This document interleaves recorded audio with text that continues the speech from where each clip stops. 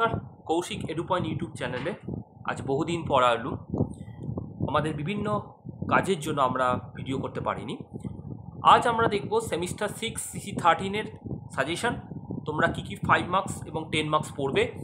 এই সামনে জুন বা জুলাই তোমাদের পরীক্ষা হবে, জুনের শেষে বা জুলাই ফার্স্টেই সাধারণত হয়। তার জন্য তোমাদের এইখানে যে পেপারটা আছে সেটা হচ্ছে হিস্ট্রি অফ ইন্ডিয়া 1857 থেকে 1964। একটা বড় সময় কিন্তু তোমাদের পড়তে হবে, অনেক প্রশ্ন কিন্তু তোমাদের পড়তে হয়। বিশেষ করে এই পেপারটা অনেক বড় পেপার, এটা অনেকটাই বড় পেপার এবং এখানে তোমরা 5 মার্কস 4টে লেখো, 10 মার্কস 3টে, এটা সবাই জানো। এবার আমরা 5 মার্কসের দিকে আসবো যে তোমরা কী কী প্রশ্ন একটু ভালোভাবে দেখবে। প্রথম প্রশ্ন, ওয়াহাবি আন্দোলনের প্রকৃতি। আচ্ছা, আমি এইটা বলার আগে একটু বলে নিই, তোমাদের এই পেপারটা একটু বেশি প্রশ্ন দিয়েছি, কারণ তোমরা যদি লাস্ট 3 বছর বা 4 বছরের প্রশ্ন দেখো, প্রত্যেক বছরের প্রশ্ন কিন্তু আলাদা আলাদা আলাদা হচ্ছে এবং নতুন ধরনের প্রশ্ন দেওয়া হচ্ছে। কোনো বছরের সঙ্গে কোনো বছরের প্রশ্নের খুব একটা মিল থাকছে না এবং নতুন কিছু প্রশ্ন দেওয়া হচ্ছে, ফলে কিন্তু এই পেপারে প্রশ্ন কমন পাওয়া খুব কঠিন।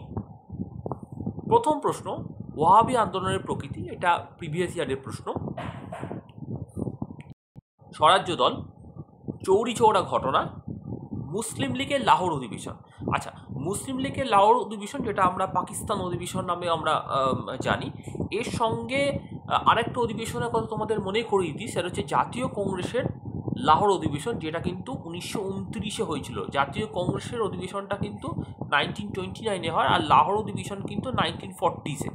দুটো কিন্তু সম্পূর্ণ আলাদা। 1929টা কিন্তু নেহেরু লিড করছিল, আর মুসলিম লীগের লাহোর অধিবেশন তার অনেক পরে হয়েছে এবং পাকিস্তান প্রস্তাবটাই তার মূল আলোচ্য বিষয় ছিল।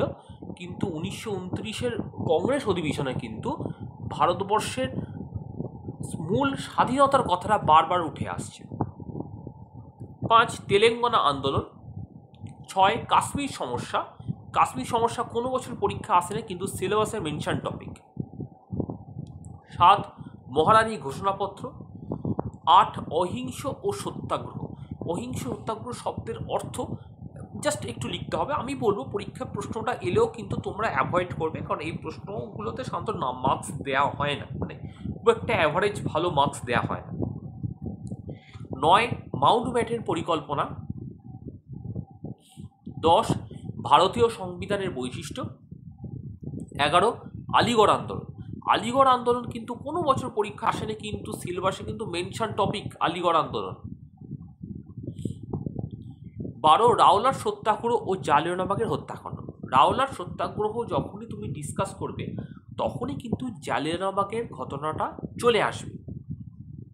13, লবণ আইন অমান্য বা ডান্ডি মার্চ। 14, হিন্দু মহাসভা। 15, ক্রিপস মিশন, এবং ক্রিপস মিশন কেন ব্যর্থ হচ্ছে সেটাও কিন্তু তোমাদের পড়ে রাখা উচিত। 16, সাম্প্রদায়িক বাঁটোয়ারা নীতি ও পুনা চুক্তি। ভীষণ ইম্পর্টেন্ট প্রশ্ন, কোনো বছর পরীক্ষা আসে না কিন্তু এই প্রশ্নগুলো। 17, উদ্বাস্তু সমস্যা। উদ্বাস্তু সমস্যা লেখা আছে, উদ্বাস্তু সমস্যা এবং 1946-এর দাঙ্গা। তোমরা যদি পারো একবারটি রিভিশন দিয়ে দেবো, বা যদি মনে করো পরীক্ষায় টাইম নেই এত পড়ার, তাহলে বাদ দিতে পারো। কিন্তু আমি বলবো এখান থেকে নিজেরা কোনো সাজেশন করতে যাওয়াটা উচিত না, কারণ প্রশ্ন অনেক থাকলেও সিলেবাসটা অনেক বড়, আর প্রত্যেক বছর ভ্যারাইটি প্রশ্ন থাকছে কিন্তু। এবার আমরা 10 মার্কসে আসি। একটা বছর প্রশ্ন এসেছিল প্রিভিয়াস ইয়ারে, নিম্নবর্গে ইতিহাস চর্চা, ভারতীয় জাতীয়তাবাদ। আমি বলবো নিম্নবর্গে ইতিহাস চর্চার পাশাপাশি কেমব্রিজ ইতিহাস চর্চাটাও কিন্তু জাতীয়তাবাদের প্রেক্ষিতে দেখা উচিত। কেমব্রিজ এবং মার্ক্সবাদী, মার্ক্সবাদীটা লিখিনি, বাট মার্ক্সবাদীটাও দেখা উচিত। 2, 1905-এর স্বদেশী আন্দোলনের ধারা ও সীমাবদ্ধতা। এইটা যখন তোমরা পড়বে তখন স্বদেশী ও বয়কট ধারণাও পড়বে, সুতরাং এটা আমি আলাদা করে আর বলছি না। এবং এই প্রশ্নটা একটা পড়ার সুবিধা আছে, এই প্রশ্নটা করলে আরেকটা প্রশ্ন কভার আপ হবে যে 1905 খ্রিস্টাব্দের লর্ড কার্জনের বঙ্গভঙ্গের কারণ কী ছিল, এটাও চলে আসবে। 3, ভারত ছাড়ো আন্দোলন কতটা স্বতঃস্ফূর্ত ছিল, ভীষণ ইম্পর্টেন্ট কোশ্চেন। 2, বিশ্বযুদ্ধের মধ্যবর্তী সময় শ্রমিক আন্দোলন। 5, কংগ্রেসের প্রারম্ভিক পর্যায়ের কার্যাবলী 1885 থেকে 1905। 6, বিশ্ব রাজনীতিতে জোট নিরপেক্ষ আন্দোলন এবং এই আন্দোলন নেহেরুর ভূমিকা। এটা কিন্তু বারবার ঘুরিয়ে ফিরিয়ে আসে, অবশ্যই দেখে যাবে তোমরা। 7 দুই বিশ্বযুদ্ধের মধ্যবর্তী সময় কৃষক আন্দোলন। 8 আজাদিন ফৌজের ভূমিকা, নেতাজি সুভাষচন্দ্রের ভূমিকা অবশ্যই এখানে আসছে। 9 ভারতের রাজনীতিতে বামপন্থী আন্দোলনের ধারা। বামপন্থীদের প্রশ্ন কোনো বছর আসেনি, এবছর কিন্তু আসতে পারে বামপন্থী। আমি বলবো এই 2 নম্বর 3 নম্বর শ্রমিক আন্দোলন, কৃষক আন্দোলন, বামপন্থী আন্দোলন এবং কংগ্রেসের কার্যবল এবং জননিরপেক্ষ আন্দোলন, এই 6টা কিন্তু খুব ভালো করে দেখে যাওয়া উচিত।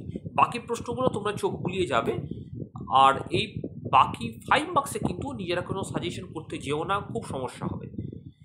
এই প্রশ্নগুলো কিন্তু তোমরা এলে আশা করি সবই কমন পাবে, কারণ এই সিলেবাসটা অনেকটা বড়। এর বাইরেও যদি তোমাদের কোনো জিজ্ঞাসা থাকে কমেন্ট বক্সে জানাও।